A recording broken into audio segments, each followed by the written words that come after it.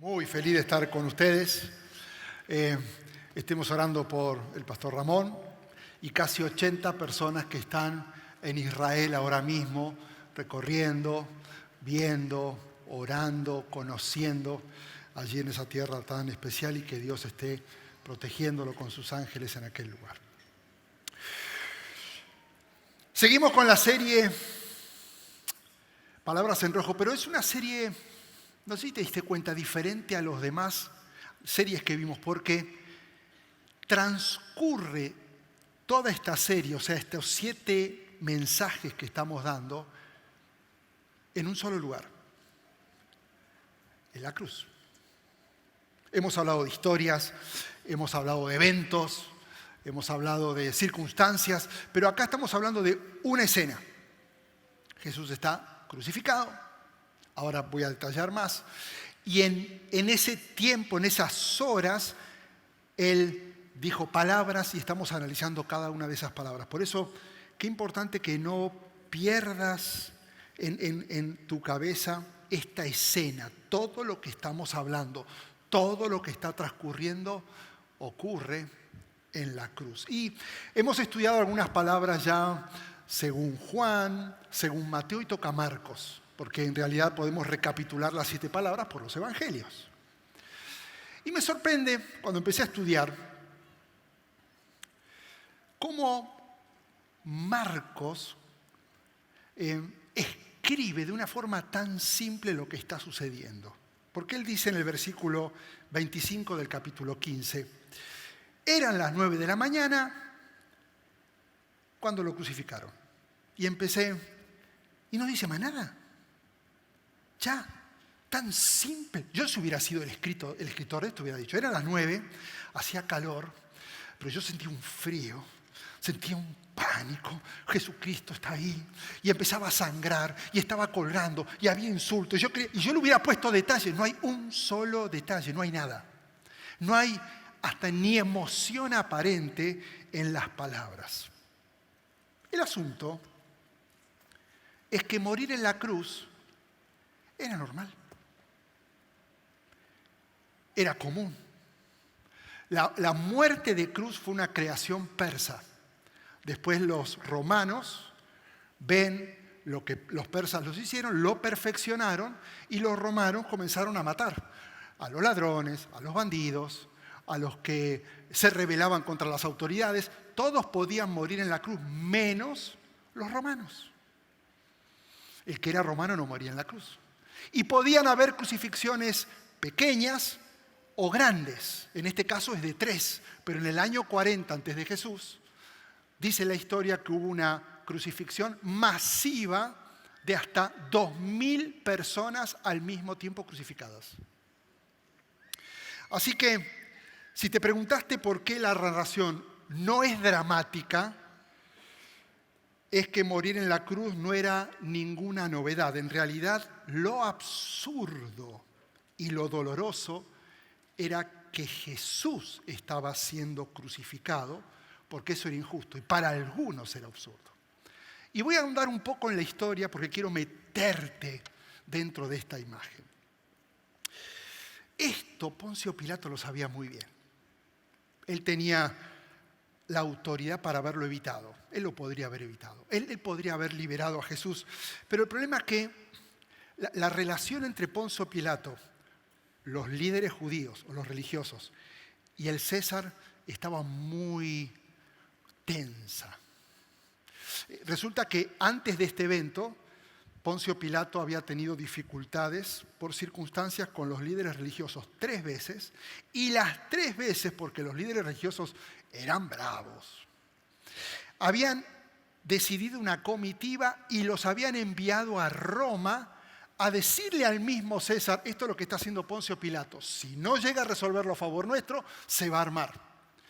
La primera vez el César lo pasó por alto. La segunda vez, el César lo pasó por alto. La tercera vez lo llama a Pilato y le dice, escúchame, ya son 3 veces que vienen los judíos. Estos líderes son bravos. Entonces, esta es la última vez que quiero que vengan. A partir de ahora, empezá a resolver porque no los quiero más acá. O voy a comenzar a pensar que no podés llevar adelante y ocupar ese cargo. Así que para que no haya líos, Poncio Pilato dice, ¿esto es lo que quieren? Háganlo. No quería meterse en lío con los líderes religiosos, no querían que vayan con el César. Así que todos felices porque Pilato quería ocupar su puesto y le importaba más su cargo que hacer justicia.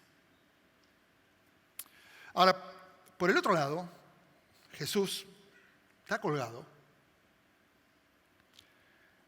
y él sabe que lo que está pasando lo tiene que pasar porque es parte de un plan de redención divino. Pero él sabe que no hizo nada. Él sabe que es injusto. Y él, mientras está colgado, está escuchando cómo la misma gente que le pidió favores ahora lo está insultando. Ya son las 12 del mediodía. Hace 3 horas que ya está colgado. Marcos dijo a las 9 de la mañana. Y ya en esas primeras 3 horas Jesús exclamó las primeras 3 palabras que fueron las que ya estudiamos. Padre, perdónalos. Hoy estarás conmigo en el paraíso. Y Juan, he aquí tu madre. Y cuando analicé estas palabras dije, no lo puedo creer. No puede ser que esto haya salido de Jesús.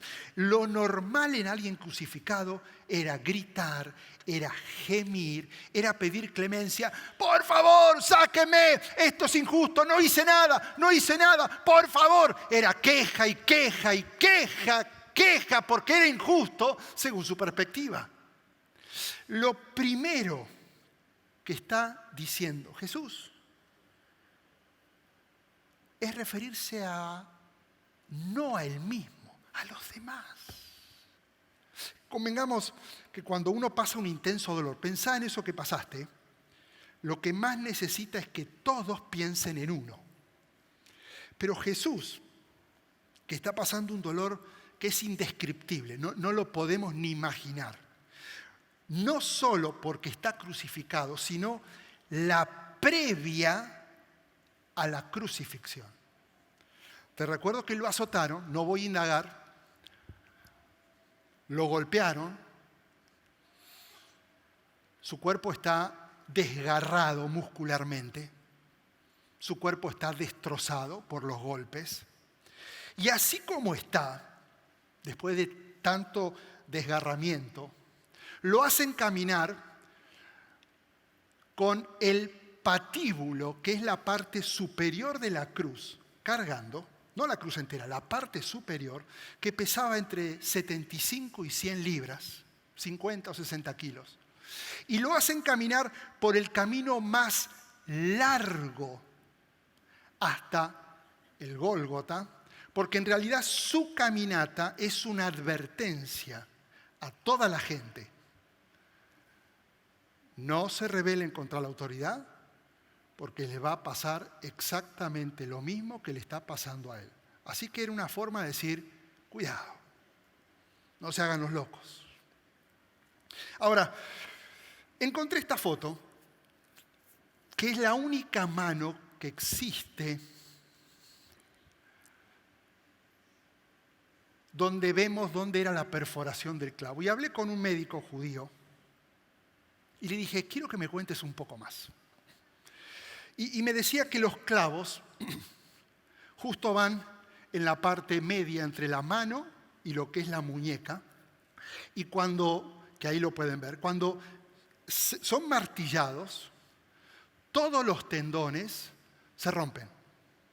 Todos. Entonces, al romperse los tendones, ya no hay forma de hacer fuerza con los músculos de la mano. Entonces, al colgarse y los brazos no tener fuerza, los hombros se dislocan. Entonces, toda la parte de arriba ya empieza a colgar. Lo único que le queda al que está crucificado son los músculos de la espalda, donde se apoyaba contra la cruz para hacer un poco de fuerza. Pero era tanta la presión con los músculos que el pecho se oprimía Y el pulmón lo único que puede es inhalar aire, pero no lo puede soltar. Entonces, como los pies que están con clavos apoyan hacia arriba, cuando apoyaban para arriba es que podía exhalar el aire. Entonces la muerte no era por desangre, la muerte era por asfixia.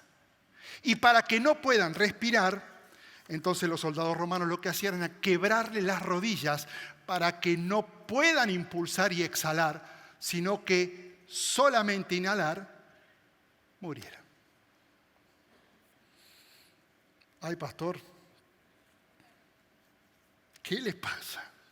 Está fuerte esto, me estoy quedando corto.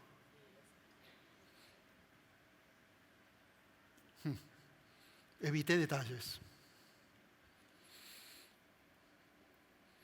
Porque creo que es importante entender lo que Jesús está diciendo, pero entender lo que Él está pasando en el mismo momento que Él está diciendo lo que está diciendo.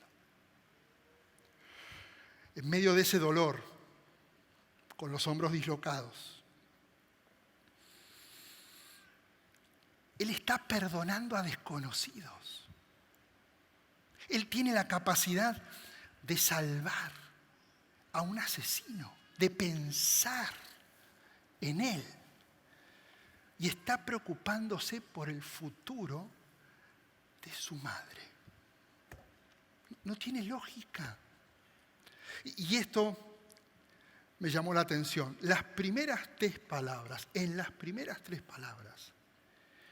Jesús involucra a todos, porque por amor a todos, ahora está muriendo. Y dentro de esa lista de todos, estás vos y estoy yo.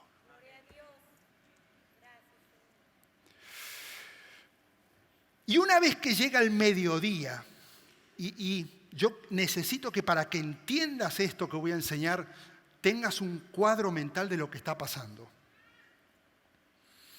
Marcos relata que desde el mediodía hasta la media tarde todo quedó oscuro, la tierra quedó oscuro. Ahora, más allá de lo que la Biblia dice, hay ciertos libros de historia secular romana que, como el escritor Tertuliano, que confirman que hubo una profunda oscuridad en la tierra. Y te doy un dato curioso. Hay archivos de una carta escrita por Poncio Pilato al César, donde le pregunta, entre otras cosas, si la oscuridad que habían experimentado en Jerusalén por 3 horas también había afectado a Roma. Así que lo que pasó, esto que se oscureció, y Jesús no murió, Jesús está vivo, pero se oscureció todo, esto fue real. Ahora, tu pregunta, si sos curioso, podría ser, ¿era necesaria la oscuridad? ¿Por qué la oscuridad entre las 3 primeras horas, 3 horas de oscuridad y después las siguientes palabras? Acordate, Jesús está comenzando a asfixiarse. Todavía no murió. Algunos teólogos sugieren que al igual que en el Antiguo Testamento, cuando el sumo sacerdote en Yom Kippur entraba al templo y rociaba con sangre del cordero en total oscuridad, era como una transición entre la tierra y el cielo. Ahora, asimismo, Jesús, que vivió en la tierra, está entrando en medio de una oscuridad, derramando su propia sangre como transición de la tierra al cielo. Es una posición. Otros teólogos piensan que esta es la oscuridad que se escribe y se describe en el Talmud, que es lo que los judíos creen. Allí se lee que la oscuridad era un castigo de Dios reservado para un pecado inusual y profundo, como la 9ª plaga en Egipto, cuando llega la oscuridad tan densa, en Éxodo 10, después léanlo, tan densa que no se podía caminar, y fueron 3 días de oscuridad para después dar a la 10ª plaga, que era la muerte de los primogénitos. Ahora son 3 horas de esa misma densa oscuridad para que después muriera el unigénito. Qué coincidencia, ¿no? Ahora, si te preguntas, ¿por qué es necesario estos datos? Es que en medio de este cuadro, después de la oscuridad, ya pasaron 6 horas. Ahora sí estás listo para escuchar cuál es la 4ª palabra. Podría haber empezado diciendo, bueno, la número 4, pero necesitas ponerte en ese lugar, como si estuvieras frente a la cruz. Y ahora entender y dimensionar la profundidad de lo que va a salir del corazón de Jesús. ¿Estás listo? Esto fue introducción, ahora el reloj va a empezar a contar. ¿Estamos listos? Dice el versículo 35, a las 3 de la tarde, de 9 a 12, está colgado, hijo, las 3 primeras frases. De 12 a 3, la oscuridad. Ya te dije las especulaciones que hay con respecto a esa oscuridad. A las 3 de la tarde, Jesús grita, es la primera vez. Ya les había explicado que las cruces estaban como a 6 metros, 12 pies más o menos, o 15 pies. Y entonces el diálogo entre Jesús y los ladrones no era, hoy estarás conmigo, tranquilo, papi, no te preocupes. No, era gritos, porque había distancia y además había gente insultando y gente gritando. Pero la Biblia no dice que le gritó al ladrón. Ahora está diciendo que está gritando a voz en cuello. Así que este grito tiene que haber sido desgarrador. Y él está diciendo, Eloí, Eloí, lama sabactani, que como sabes significa Dios mío, ¿por qué me has desamparado? Las primeras 3 palabras tuvieron una dirección horizontal. El perdón a la gente, el bandido, la mamá, Juan. Esta es la primera palabra que tiene dirección vertical. Y aparentemente, este dicho o esta palabra podría traerte confusión. Porque suena extraño escuchar a Jesús decir, ¿por qué me estás abandonando? Vos podrías pensar, ¿cómo lo va a abandonar si es el Padre? Pero por algo Jesús está diciendo, ¿dónde estás? La realidad es que todos fueron abandonando a Jesús lentamente. Cuando Jesús daba de comer, miles se acercaban, incluyendo los 12. Cuando Él enseñaba, cientos se acercaban, incluyendo los 12. Cuando Él está anunciando su muerte en el aposento alto, están los 12 y uno sale corriendo. Cuando está en el Getsemaní, le pide a Pedro, Santiago y Juan, velen que yo voy a orar. Y cuando ora, suda sangre, eso es hematidrosis. Significa que la sangre se mezcla con el sudor. Y eso solo sucede cuando hay un sufrimiento extremo, porque sabe lo que se acerca. ¿Y qué pasa con los 3 discípulos? Se duermen. Eso es abandono. Después está en el juicio Caifás y Pedro lo niega. Eso es abandono. Yo a ese tipo no lo conozco. Ahora está en la cruz. Y me imagino mirando y preguntando, ¿dónde están? Y lo ve a Juan. ¿Y los demás? Jesús viene experimentando una sensación, un sentimiento de abandono y justamente en el momento que más necesita a todos. Por eso lo que sale de su corazón en realidad es citar el Salmo 22. Y el versículo 1 dice, Dios mío, ¿por qué me has abandonado? Y yo espero que esto me lo entiendas. Lo que Jesús está sintiendo por primera vez, esto no lo había sentido nunca. Y lo que está conociendo es a su Padre conocerlo como juez. Esto nunca había pasado. Jesús está comenzando a cargar todos los pecados del mundo. Y ahora Dios le está dando trato de pecador sin ser pecador. Dios lo está juzgando por el pecado que está cargando, aunque a él no le pertenece. Por eso Pablo explicó en 2 Corintios, al que no cometió pecado, alguno por nosotros, Dios lo trató como si fuera, para que en él recibiésemos la justicia de Dios. Ahora, ¿sabes por qué? Escucha esto.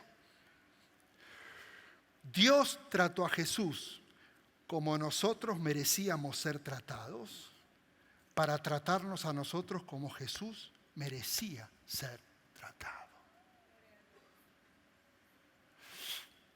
Cuando Dios lanza su ira contra el pecado de la humanidad, Él está tratando a su único hijo como si Él fuera el culpable de todos los pecados del pasado, del presente y del futuro. Él es el sacrificio por el perdón de nuestros pecados, y no solo por los nuestros, sino por los de todo el mundo. Esto es algo que jamás lo había sentido Jesús. Esta es la primera vez que está sintiendo a Dios, su Padre, como juez. Él había sido rechazado por religiosos siempre. Había sido rechazado por autoridades siempre, por amigos, pero nunca sentir esa sensación de rechazo de su propio Padre. De alguna manera, en ese momento Dios se está apartando del rol de Padre y ahora está con un rol de juez, juzgando el pecado que hay sobre su Hijo y tratándolo a Él como si Él fuera el culpable de todo.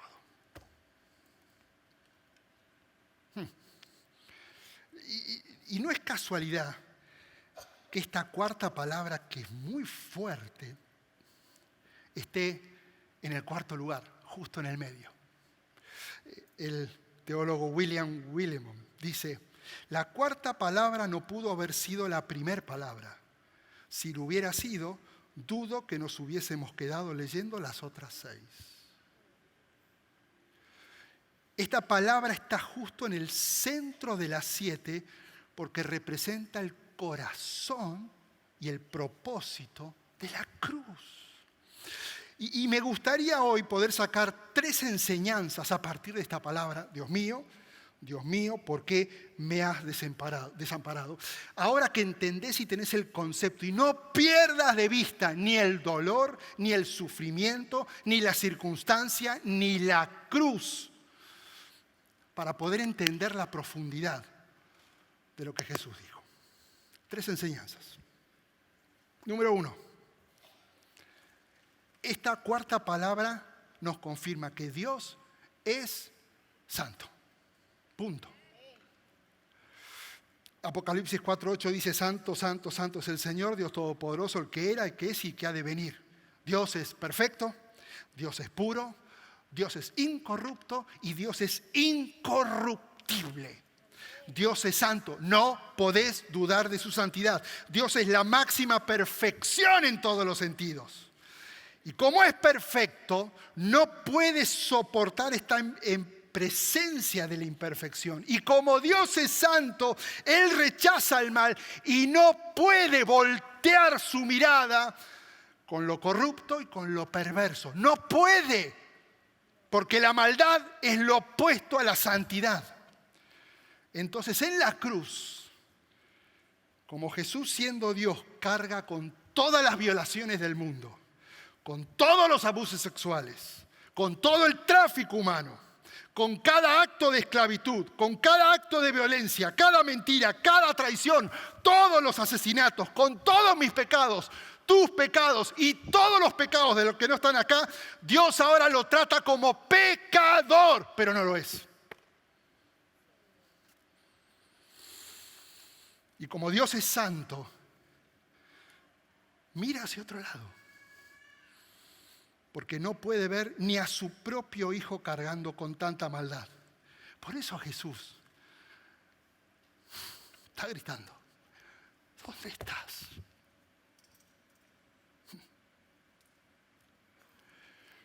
Y si te das cuenta, esta es la única vez que Jesús no lo trata de padre, sino de Dios, porque la relación se había roto. Jesús había vivido en perfecta armonía con su Padre. Él no significaba, él no sabía, no entendía lo que era vivir separado del Padre. Y de repente Él está experimentando un abandono porque la santidad de Dios no puede convivir donde hay pecado. Y escucha esto, Dios rechaza el pecado que hay en nosotros. Pero nos ama tanto que no solo dio a su único Hijo para que cargue nuestros pecados, sino que lo rechazó a Él como si Él hubiera sido responsable, para que vos y yo dimensionemos de una vez lo que significa el pecado para Dios.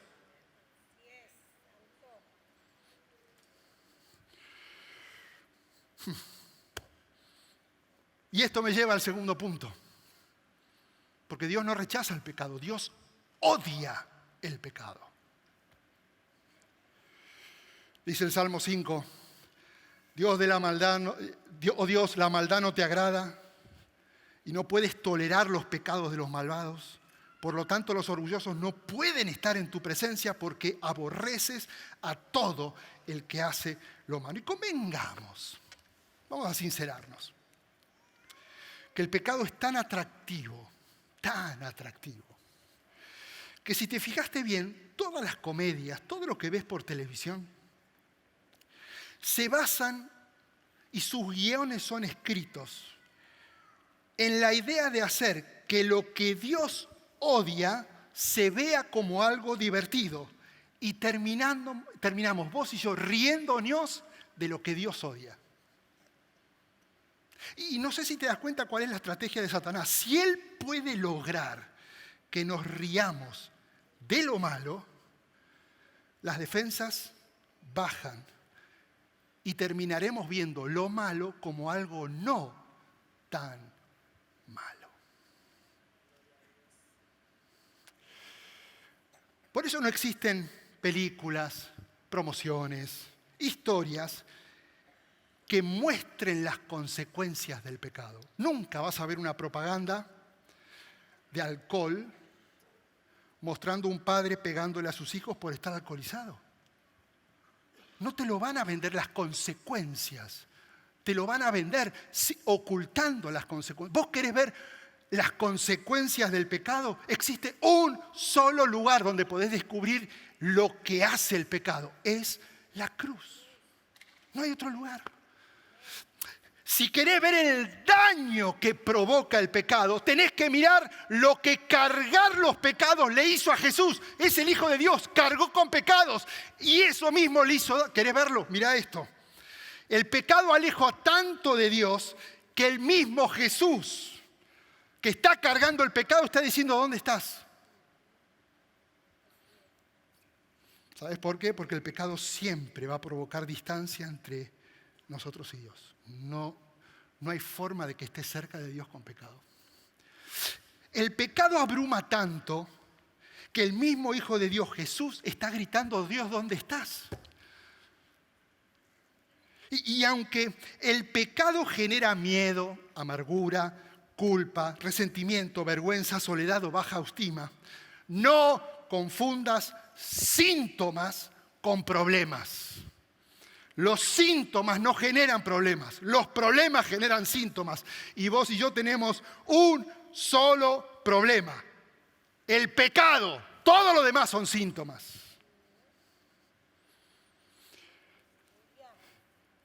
El pecado condena tanto que tenés al mismo Hijo de Dios, Jesús, siendo crucificado, no porque Poncio Pilato lo mandó colgar, sino porque está cargando nuestro pecado. ¿Querés ver las consecuencias del pecado? Míralo a Jesús, lo que pasó en la cruz, por amor. Por eso Pablo enseña, la paga del pecado es muerte, mientras que la dádiva de Dios es vida eterna en Cristo Jesús, nuestro Señor. Así que Dios es santo, Dios es santo, Dios es santo. Dios es santo. Y como Él es santo, odia el pecado porque son dos naturalezas que no pueden ni verse ni encontrarse. Y esto me lleva al último punto. Es que el precio que pagó Dios por nuestra salvación fue muy costoso. Él es santo. Él odia el pecado. Pero si Él se hubiera quedado en mi santidad y el odio, no lo hacíamos. Porque nuestra naturaleza es pecaminosa. Entonces tuvo que generar un salvoconducto para que tuviéramos chances, oportunidades de alcanzar salvación. Pero el precio fue alto. Y tanto amó Dios al mundo, a vos y a mí, que nos dio a su único Hijo, Jesús, para que si crees en Él, no te pierdas y tengas vida eterna. Simple, pero el precio fue alto. La salvación es gratis, es por gracia, pero no podés olvidarte el costo, el sufrimiento y la brutal muerte de Jesús. No lo saques de tu cabeza. Cuenta la historia que dos amigos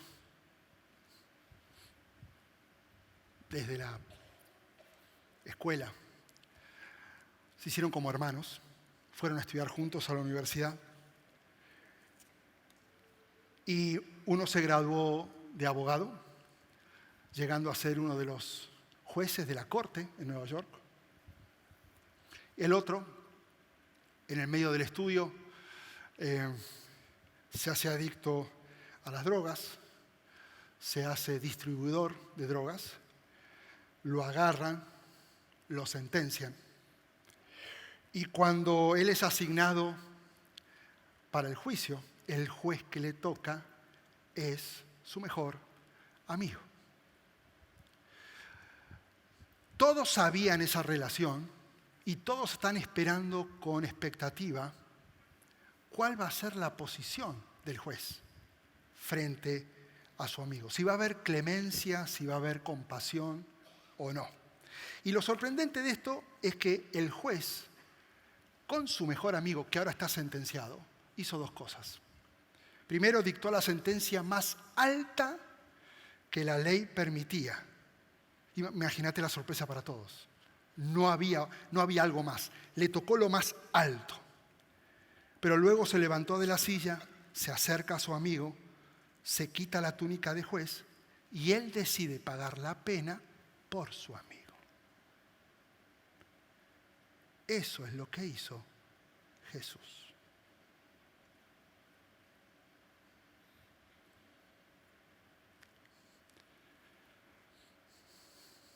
Como Dios es santo, no hay forma que el pecado no sea juzgado. No hay forma. No hay forma. Él odia el pecado, lo repudia. Pero qué increíble que la sentencia la cumplió Jesús en nuestro lugar, solo por amor. Y mientras tanto, Él tiene paciencia con nosotros, porque no quiere que nadie perezca, sino que todos se arrepientan. ¿Te das cuenta por qué hacemos lo que hacemos? No hay otra razón. Todo tiene que ver con que creas que Jesús murió y tomó ese lugar. No te lo saques. Con todos los tendones rotos, con los hombros dislocados, con los clavos en los pies, casi asfixiándose, porque los músculos de la espalda le comprimen el pecho. Él no tiene que estar ahí. Él decide estar ahí para hacerte libre a vos y a mí de algo que no le corresponde.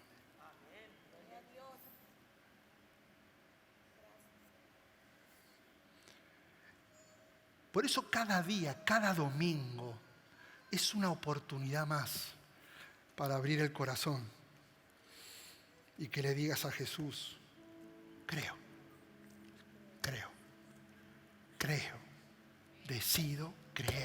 decido creer, me arrepiento de mis pecados. Gracias por tomar mi lugar y sufrir innecesariamente porque yo era el que tenía que estar ahí y estás pagando mi sentencia. Y Jesús te está diciendo es que yo lo hago porque te amo. ¿Pero crees? Gracias por participar del servicio a través del internet. Esperamos que la experiencia de hoy haya alentado y desafiado su mente y corazón. En Champion Forest nos apasiona ayudar a las personas a conocer a Dios, a crecer en su relación con Él y con los demás, mientras todos, como cristianos, hacemos una diferencia en el mundo. Nos encantaría tener la oportunidad de hablar y orar con usted. Le invitamos a que ingrese a championforest.org/conectar para que podamos estar en contacto. Y por supuesto, esperamos con ansias el momento de poderle saludar en persona en una de nuestras sedes. Que Dios le bendiga y tenga una semana llena de la presencia del Señor. Nos vemos pronto.